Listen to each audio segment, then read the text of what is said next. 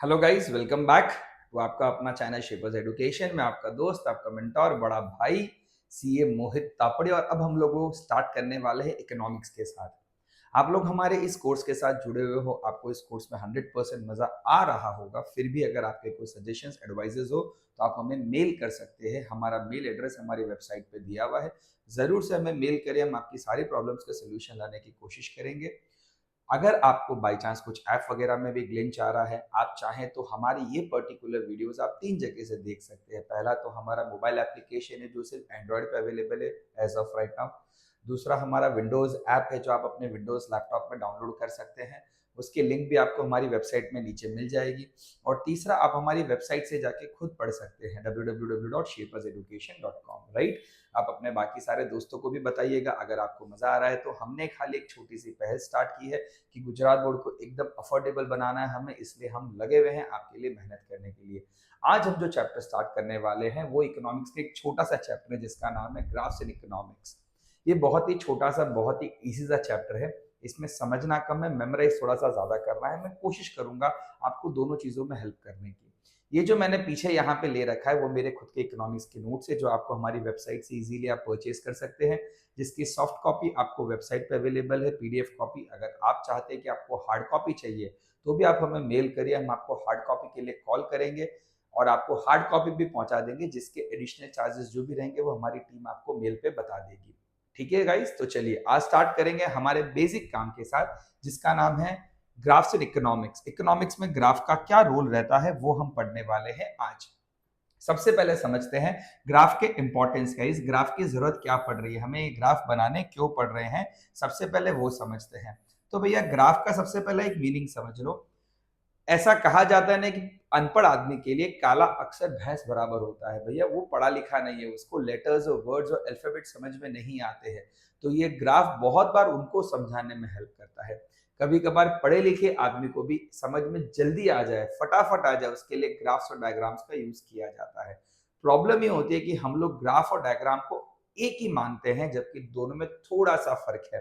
तो अब सबसे पहले हम एलॉबरेट करेंगे ये जानने से पहले कि इकोनॉमिक्स में ग्राफ डायग्राम का क्या यूज है। पहले हम ये समझते हैं कि डायग्राम और ग्राफ में क्या फर्क है, दोनों में अंतर क्या है।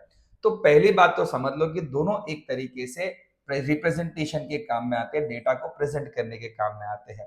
तो ये लाइन दोनों में सेम रहेगी, दोनों का बेसिक काम तो सेम रहता है, पर इनमें कुछ डिफरेंसेस होते हैं। जैसे कि सबसे पहला डिफरेंस, डायग्राम जो होता है वो डिस्क्रीट डिस्ट्रीब्यूशन के लिए बनाया जाता है, जबकि ग्राफ जो होता है वो कंटिन्यूस डिस्ट्रीब्यूशन के लिए बनाया जाता है। मतलब अगर आपके पास डिस्क्रीट फ्रीक्वेंसी डिस्ट्रीब्यूशन होगा तो आप बनाएंगे डायग्राम, और कंटिन्यूस यानी कि क्लासेस होगी 0 to 10, 10 to 20, तो आप बनाते हैं ग्राफ। एक और सिंपल चीज बताता हूँ, डायग्राम को बनाना समझना ज्यादा मेहनत वाला नहीं होता, इसलिए डायग्राम बनाने के लिए आपको कोई भी ज्यादा डिटेल स्टैटिकल नॉलेज की जरूरत होती नहीं है, क्योंकि डायग्राम बहुत इजी होते हैं, उनको हम इजीली बना सकते हैं।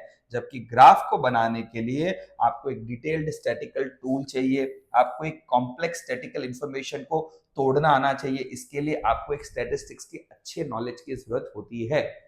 पर आपके लिए एक खुशखबरी है कि आपके सिलेबस में सिर्फ डायग्राम का डिटेल डिस्कशन है। आपको ग्राफ के डिटेल डिस्कशन के बारे में इस पर्टिकुलर चैप्टर में या इस साल नहीं पढ़ाया गया है। ग्राफ के लिए हम लोग हायर स्टडीज पे जाते हैं। तो अब की बार जो भी हम इस चैप्टर में पढ़ेंगे वो सब हम पढ़ने वाले हैं about diagram. So diagram basically awareness purpose के लिए बनाया जाता है, जबकि ग्राफ जो होता है वो कॉम्प्लेक्स लर्निंग को इजी करने के लिए बनाया जाता है। ग्राफ जो होता है वो ज्यादा अच्छी तरीके से एक्सप्लेनेशन के लिए बनाया जाता है, क्योंकि इसमें नॉलेज बहुत चाहिए। ये एक्स एक्सिस वाई एक्सिस के चारों क्वाड्रेंट्स को यूज करता है। आपको पता होगा, आप लोगों ने मैथ्स में पढ़ा होगा कि ऐसे 4 क्वाड्रेंट्स होते हैं, तो ये चारों क्वाड्रेंट्स को यूज करता है। तो यहाँ पे ये चारों क्वाड्रेंट्स का यूटिलिटी होता है ग्राफ्स में। डायग्राम में इतना डिटेल नॉलेज की जरूरत पड़ती नहीं है, इसलिए ग्राफ्स बेसिकली हमारे लिए, जनरल पब्लिक के लिए या लेमैन के लिए नहीं होता है। ग्राफ जो बनाए जाते हैं वो हायर एग्जीक्यूटिव, अच्छे खासे मैनेजमेंट टॉपर्स के लिए या बेटर मैनेजमेंट एक्सप्लेनेशन के लिए बनाए जाते हैं। तो इसलिए अब से आप लोग एक चीज समझिएगा कि डायग्राम और ग्राफ अलग अलग चीजें हैं, हम दोनों को एक साथ में नहीं जोड़ सकते हैं। जनरली ग्राफ के लिए हम ग्राफ बुक यूज करते हैं, डायग्राम तो कहीं पे भी बनाया जा सकता है। वो बात अलग है, हम लोग डायग्राम भी ग्राफ बुक पे ही बनाते हैं जिससे और अच्छी क्लैरिटी आए। तो नॉर्मली ग्राफ एक डिटेल्ड लेवल की पढ़ाई होती है, डायग्राम एक इजी लेवल की पढ़ाई होती है। ठीक है बच्चा लोग, तो चलिए अब आगे बढ़ते हैं कि भैया जो भी एक ग्राफ और डायग्राम होते हैं इनका इकोनॉमिक्स में क्या इंपॉर्टेंस है, कि ये डायग्राम और ग्राफ बनाने से इकोनॉमिक्स में क्या फायदा हो सकता है, आज वो समझने की हम कोशिश करते हैं। तो सबसे पहला, जो भी पर्टिकुलर डायग्राम ग्राफ बनता है वो हमारे डिफिकल्टी और कॉम्प्लिकेशंस को इजी करता है। मतलब आपके डायग्राम्स और आपके ग्राफ आपके डिफिकल्ट लैंग्वेजेस को, कॉम्प्लिकेटेड वर्ड्स को इजी बनाने में आपको मदद करते हैं।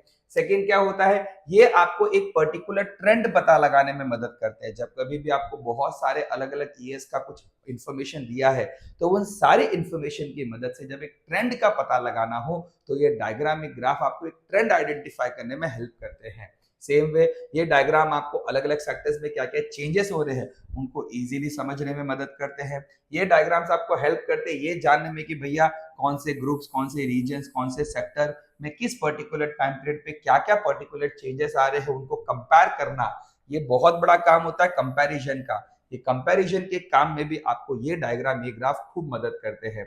साथ ही में ये डायग्राम ग्राफ आपका एक्सप्लेनेशन इजी करते हैं, रीडर्स की अंडरस्टैंडिंग इजी करते हैं। दोनों तरफ का फायदा है भैया, समझाने वाले को समझाना आसान हो जाता है और समझने वाले को समझना आसान हो जाता है, तो दोनों के लिए बेनिफिट है ये। और सेम वे बहुत सारे डिफिकल्ट इकोनॉमिक प्रिंसिपल्स को इजी बनाने में, इजी समझाने में भी डायग्राम और ग्राफ बहुत मदद करते हैं। तो ये एक 4-5 पॉइंट का आंसर होगा जो एग्जाम में 2 से 3 मार्क का आ सकता है। ये एग्जाम में इंपॉर्टेंट है, बहुत बार पूछा गया है, बहुत सारी बार ये पर्टिकुलर टॉपिक एग्जाम में पूछा गया है। सो आपसे रिक्वेस्ट है इसको 1 स्टार लगा दीजिए, मैं आपको स्टार रेटिंग देता रहूंगा, इसको एक बार के लिए 1 स्टार लगा दीजिए, एग्जाम में पूछने के चांसेस है। 5 स्टार जिसको दूंगा वो कंपलसरी आएगा। हम एक बेसिक रेटिंग देते हैं जब भी हम पढ़ाते हैं, जिससे बच्चों को पता चले कि कौन से टॉपिक इंपॉर्टेंट है। जैसे कि जो ऊपर वाला था ना, ग्राफ और डायग्राम के डिफरेंसेस, वो कभी नहीं पूछते, इसलिए उसको रीड कर लो, छोड़ दो। बट ये कभी पूछ सकते, इसलिए हमने इसको 1 स्टार दे दिया है। अब ये क्वेश्चन के, ये एग्जाम के लिए इंपॉर्टेंट ज्यादा है कि भैया डायग्राम और ग्राफ बनाते टाइम हमें किन किन चीजों का ध्यान रखना चाहिए। इसको 3 स्टार रेटिंग दे दीजिएगा बच्चा लोग, ये इसके चांसेस एग्जाम में आने के थोड़े से ज्यादा है, इसको 3 स्टार रेटिंग दीजिएगा। ये एग्जाम में ज्यादा पूछा गया क्वेश्चन है। तो अब ये थोड़ा कॉमन सेंस वाला क्वेश्चन भी है कि डायग्राम ग्राफ बनाते टाइम आपको किन किन चीजों का ध्यान रखना चाहिए। बहुत इंपॉर्टेंट है, ध्यान से पढ़िएगा। हमने थोड़ा बेटर प्रेजेंटेशन किया है। मैं बच्चा लोग हमेशा कहता हूं कि जब भी आप पढ़ाई करें, जब भी आप एग्जाम में पेपर लिखे, पेपर को ऐसे लिखिए कि वो आपका भविष्य है। आप एग्जामिनर पे कोई एहसान नहीं कर रहे हैं, अच्छा पेपर लिख के। So please make sure, right a good paper, give a good presentation, right a beautiful paper. उसके लिए आपको कभी कभार अच्छे डायग्राम्स की जरूरत पड़ेगी, अच्छे ग्राफ्स बनाना पड़ेगा, अच्छी तरीके से लाइंस वाइंस ड्रॉ करके डब्बे वब्बे बना के सुंदर सा करना पड़ेगा। तो करो यार, एग्जामिनर खुश होगा तो आपको ही फायदा होगा। चलिए, सो अब हम ध्यान देते हैं कि डायग्राम ग्राफ बनाते टाइम क्या ध्यान रखना है। सबसे पहले तो आपका चॉइस बहुत इंपॉर्टेंट रहेगा कि आपको कौन सा डायग्राम बनाना है, कौन सा ग्राफ बनाना है। भैया बहुत सारे तरीके के डायग्राम्स होते हैं, बार चार्ट होता है, पाई चार्ट होता है, अभी हम नीचे सीखेंगे।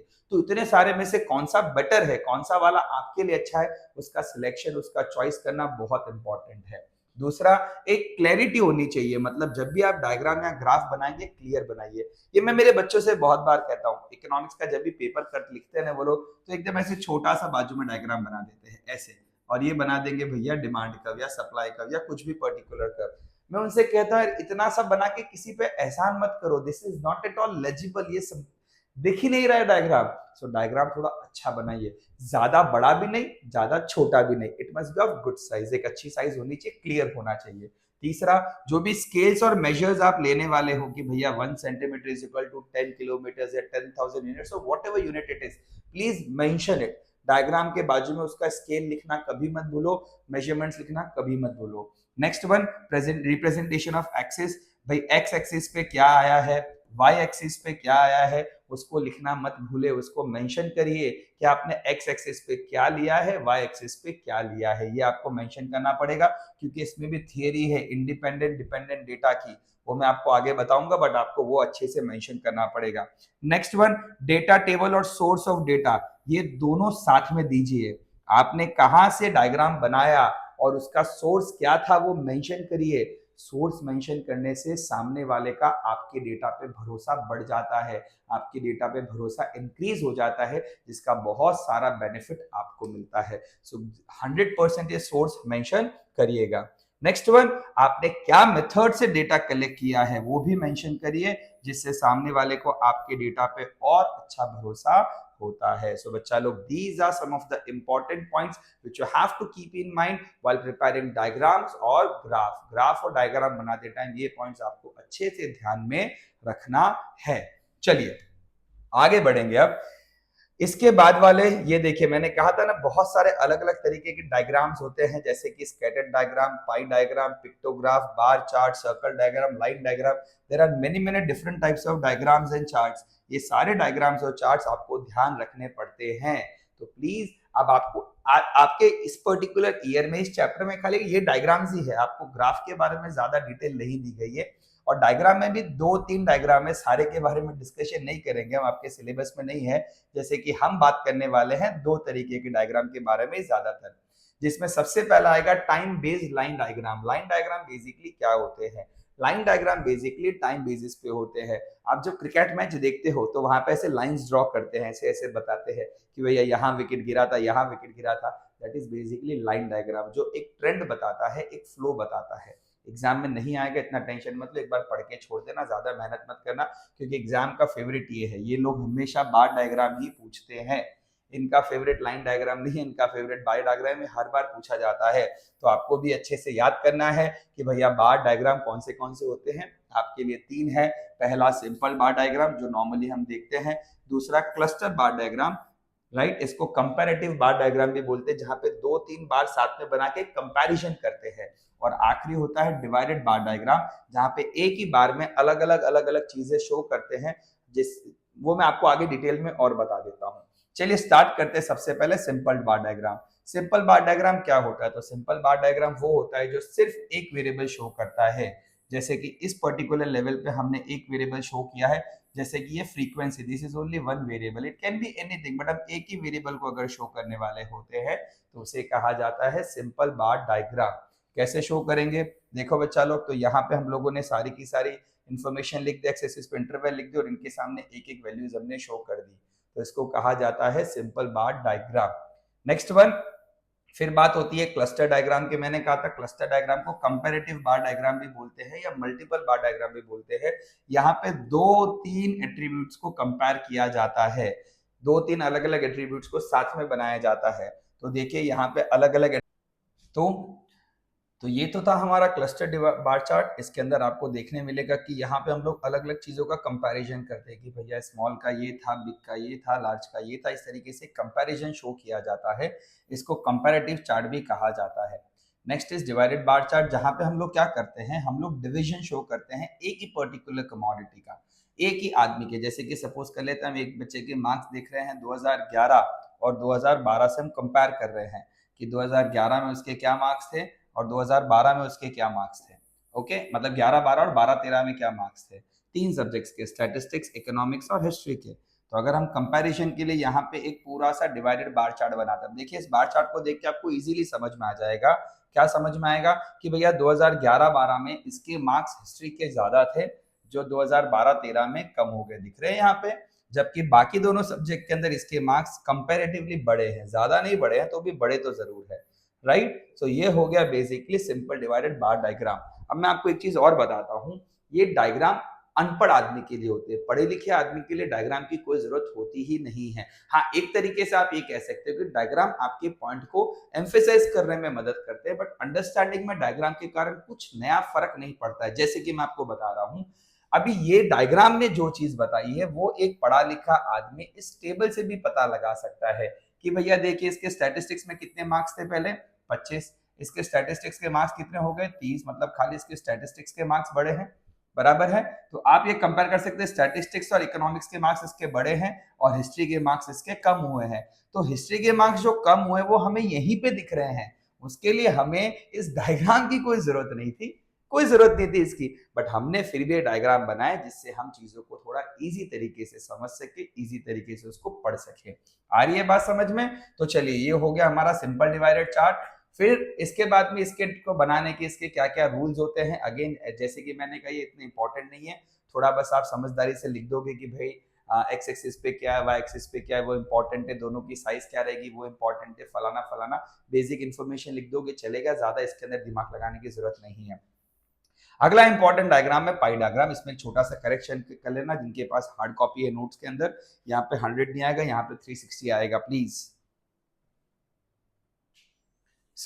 यहाँ पे 100 की जगह आपको 360 लगाना रहेगा। अब ये पाई चार्ट क्या करता है, पाई चार्ट एक सिंगल ऑब्जर्वेशन के काम में आता है और ये आपकी गिवन इंफॉर्मेशन को 360 डिग्री में लिखता है, राइट। मतलब ये आपको एक सर्कुलर प्रेजेंटेशन में आपके डेटा को प्रेजेंट करने का मौका देता है, इसे कहा जाता है पाई चार्ट। इसके लिए आपको अपने गिवन डेटा को 360 में कन्वर्ट करना पड़ता है, यानी डिग्री में कन्वर्ट करना पड़ता है। कैसे, आपका जो भी गिवन डेटा है उसको डिवाइडेड बाय टोटल करो, इंटू 360 कर दो, आपको सबको इंटू 360 करना पड़ेगा, जिससे आपका पूरा डेटा डिग्री में कन्वर्ट हो जाएगा। फिर आप इजीली डिग्री वाला मतलब आप 360 बना के अलग अलग डिग्री पे प्लॉटिंग करके फिर इसमें आराम से आप अपने चार्ट को बना सकते हैं। सो पाई चार्ट बनाने से पहले आपको डिग्री में कन्वर्ट करना 100% जरूरी रहेगा। अगेन इन्होंने फुद्दू जैसी चीज होती है जो आपकी टेक्स्ट बुक देती है, हमें लिखना पड़ता है, बट इसका कोई मतलब नहीं है, एक बार रीड करके छोड़ देना, कोई ज्यादा काम का नहीं है। गलती से एग्जाम में आ भी गया तो मन से लिख देना, कोई बड़ा इंपॉर्टेंट टास्क नहीं है। टाइप्स ऑफ ग्राफ, मैंने कहा था खाली आपके सिलेबस में डायग्राम है, ग्राफ के सिर्फ टाइप्स बता रखे हैं।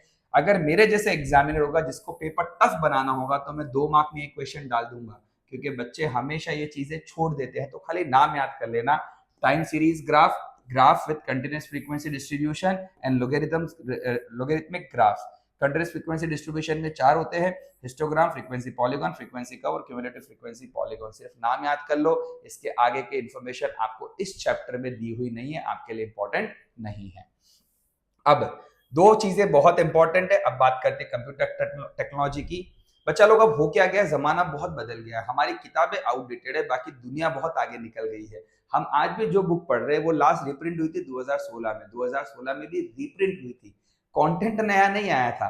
2012 में, 2008 में, मैंने 2008 में मेरा 12th दिया था, तब से लेके आज तक किताबें सेम वही है। There is no change in our books as of today and that's the problem कि हमारी किताब बहुत पुरानी है। बाकी आज के जमाने में ये डायग्राम ग्राफ के बारे में पढ़ाना भी मुझे लगता नहीं है सही है क्या, क्योंकि 90% काम तो यार ऑटोमेटिकली हमारी एक्सेल शीट कर देती है। इतना सारा इंटरनेट आ चुका है दुनिया में कि ये सब काम के लिए आज की तारीख में हम पेन पेपर लेके नहीं बैठते।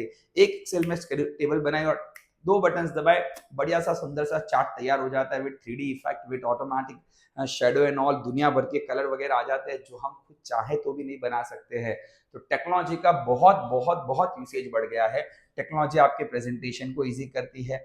जैसे कि अब टेक्नोलॉजी के अंदर ये 5 बेसिक यूजेस रहते हैं। सबसे पहला, टेक्नोलॉजी आपके कॉम्प्लिकेटेड प्रेजेंटेशन को इजी बनाती है, आपकी मेन स्लाइड्स आपकी चीजों को हाईलाइट करती है। टेक्नोलॉजी आपको अपने क्लाइंट को प्रेजेंट करने में मदद करती है, जिसके अंदर ऑटोमेटिकली आपका प्रेजेंटेशन बेहतर लगने लग जाता है। एक्सेल की वर्कशीट्स आ गई है जो बड़े बड़े रिसर्चर्स के लिए भगवान बन चुकी है भैया। ये वर्कशीट्स आपको दुनिया भर के फॉर्मूले एक्सेल की वर्कशीट्स में, चाहे वो सम टोटल का हो, एवरेज का हो, कोरिलेशन का हो, सारे फॉर्मूले ऑन क्लिक अवेलेबल होते हैं। So this is again a great great great technology available to us. Same way diagram graph बनाना बहुत इजी हो गया, सिंपल सिंपल टूल्स अवेलेबल है डायग्राम तो ग्राफ्स बनाने के लिए आज की तारीख में, जो बहुत साधारण हो गए हैं। Next one, storage tools. हमारे पास बहुत सारे स्टोरेज टूल्स भी अवेलेबल है जहां पे हम दुनिया भर की इंफॉर्मेशन स्टोर कर सकते हैं। पहले फिजिकल बुक्स को प्रिजर्व किया जाता था, जिनको प्रिजर्व करना, संभालना बहुत महंगा और बहुत डिफिकल्ट होता था। डिजिटल लेवल पे बहुत इजी हो गया, एक छोटी सी पेन ड्राइव में मिलियंस ऑफ किताबें आ जाती है।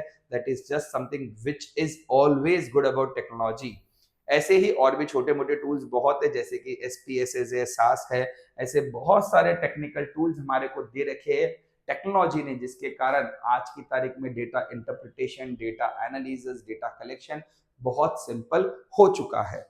इसके बाद में बात करते हैं, इंटरनेट आज का भगवान है, इसके बारे में आपको हम नहीं पढ़ाए तो ही बढ़िया है, क्योंकि भैया तुम सब जानते हो इंटरनेट के बारे में। बट प्रॉब्लम ये होती है कि हर एक चीज के 2 साइड्स होते हैं, every coin has 2 sides. Positive है तो उसका नेगेटिव भी है, हर कॉइन्स के 2 साइड्स होते हैं। जैसे कि इंटरनेट आपको पढ़ाई लिखाई में मदद करता है, ऑफ कोर्स दुनिया भर के एजुकेशनल वेबसाइट्स अवेलेबल है, आपको ऑनलाइन लर्निंग मिल जाती है, एक्सपर्ट के ओपिनियंस मिल जाते हैं, दुनिया भर का रीडिंग मटेरियल आपके लिए अवेलेबल हो जाता है, कितनी सारी फ्री ऑफ कॉस्ट किताबें ऑनलाइन अवेलेबल रहती है। साथ ही में ऑनलाइन इतनी सारी इंफॉर्मेशन आपके पास अवेलेबल कि आप आराम से वो इंफॉर्मेशन को यूज करके अपना काम आसान बना सकते हो।